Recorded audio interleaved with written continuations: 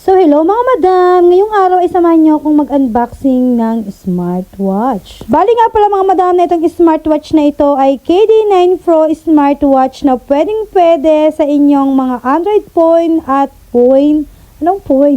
Android phone at Apple phone. Anong Apple? iPhone. Charot. Ay grabe ang madam, may talaga naman nagkamali-mali na sa pagbo-voice over. Charis. Alam niyo ba na mga madam, talaga namang sobrang saya ko dahil talagang sa wakas, yung dream ko na smartwatch ay talaga namang ngayon ay napasa akin na. Charis. Bali nga pala mga madam na itong smartwatch na KD9 Pro ay meron na siyang kasamang screen protector, meron na rin siyang kasamang case, at meron na rin siyang libreng strap.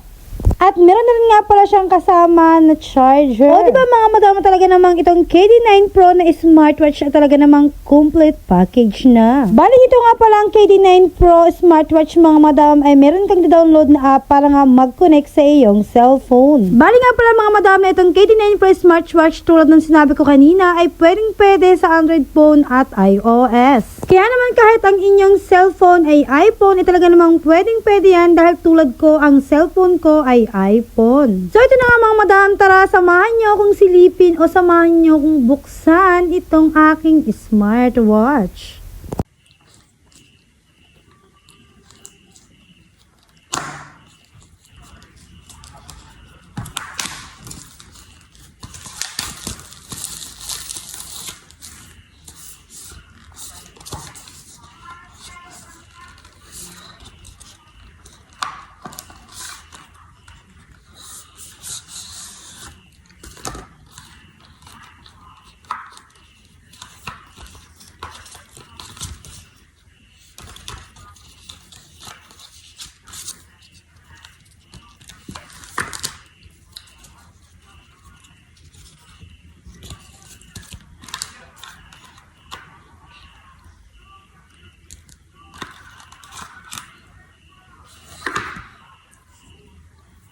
O diba mga madam, talaga namang pati color ng strap ng aking smartwatch talaga namang paborito ko. Pero mga madam, kung magsawa man ako sa strap na kulay pink, pwede ko naman palitan dahil meron nga siyang libre na strap na kulay white. Talaga naman masasabi ko na grabe, sobrang saya ko ngayon dahil yung talagang aking dream na smartwatch ay aking nabili. Bali nga pala itong smartwatch na aking nabili, ito yung pinakang regalo ko sa sarili ko ngayong Pasko. Diba talaga naman na sobrang saya ng puso ng madam nyo dahil nga talagang yung mga gusto ko ay nabibili ko na dahil nga sa aking pagbablog. Sa ngayon mga madam, yan pala ang nabibili ko, itong KD9 Pro smartwatch, pero ang pinakang dream ko talaga ay Apple Watch, pero soon siguro ay mabibili ko din. Medyo mahal pa kasi talaga mga madam yung Apple Watch, kaya naman hindi pa kayang bilhin ng madam nyo, siguro baka mga after 2 years pa baka mabili ko na. Charis. Pero kung bibili naman mga madam ng asawa ko yung Apple Watch ay syempre mas maganda.